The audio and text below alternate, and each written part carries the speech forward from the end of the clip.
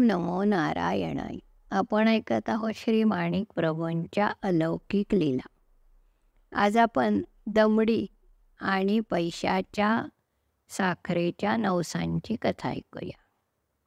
प्रभूंना असं काही नसायचं की एवढाच नवस बोलला पाहिजे, एवढंच दिलं पाहिजे, तेवढंच दिलं पाहिजे. गीतेत सांगितल्याप्रमाणे पत्रम पुष्पम फलम तोयम अशीच त्यांची कृती असायची.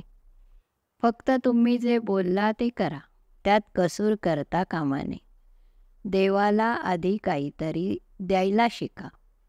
मग एखाद्याने उपहासाने जरी प्रभूंना नवस बोलला असेल तरी त्याचेही काम व्हायचे. कसे त्यात आपण ऐकूया. हुमनाबादेत एक गृहस्थ होता. तो कधी प्रभूंच्या दर्शनाला गेला नाही आणि उलट जे कोणी भाविक जात असत त्यांची तो टिंगल करायचा. एक दिवस या गृहस्थाचा नवा जोडा हरवला. त्याला जरा हुरहुर लागली. त्यावेळी त्याला आठवलं, लोक त्यांच्या कामासाठी प्रभूंना नवस करतात, तर आपल्या स्वभाव धर्मानुसार तो म्हणाला, जर माझा जोडा आजच्या आज सापडला तर मी दमडीची साखर होईन. कर्मधर्म संयोगाने त्याच दिवशी त्याचा जोडा सापडला. आपण दमडीच्या साखरेचा नवस बोललो याची त्याला लाज वाटली, म्हणून तो 4 आण्याची साखर घेऊन प्रभूंच्या दर्शनाला गेला. नेहमीप्रमाणे दरबारात गर्दी होती. वाट काढत काढत तो प्रभूंकडे पोचला आणि आपण आणलेला साखरेचा पुडा प्रभूंपुढे ठेवून त्याने नमस्कार केला.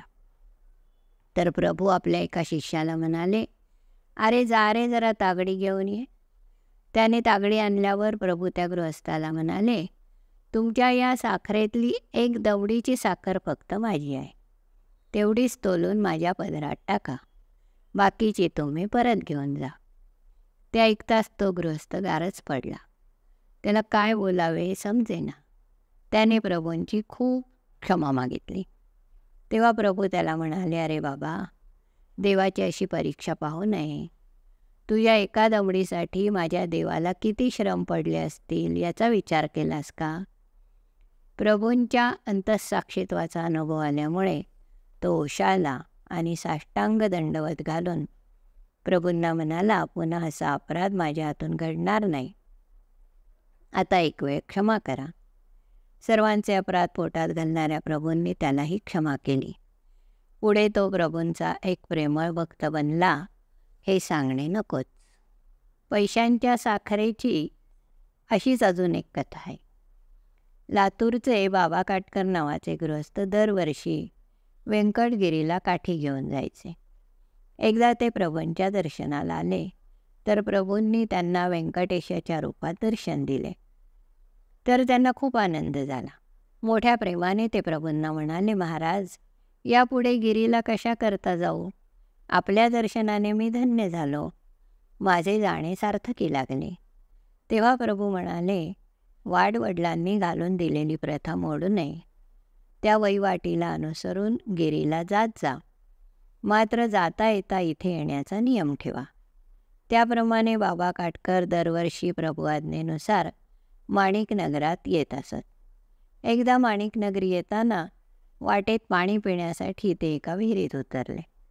गडबडीत त्यांची तपकिरीची डबी विहिरीतल्या एका पायरीवरच राहून गेली. माणिकनगर तिथून जवळच होते. दरबारात आल्यावर त्यांना तपकिरीची आठवण झाली, पण डबी काही सापडेना. खूप शोधली. शेवटी त्यांनी मनात विचार केला, डबी सापडली तर एका शाही पैशाची साखर प्रभूंना वाटीन. पुढे प्रभूंच्या दर्शनाला गेले तर प्रभूंच्या गादीवर यांची तपकिरीची डबी. ती बघून त्यांना आपला नवस आठवला, तर त्यांना लाज वाटू लागली. त्यांचे अंतरंग ओळखून प्रभू म्हणाले, गिरीला जातात तेव्हा पर्वत चढताना पाय दुखायला लागले तर लोक काय नवस करतात?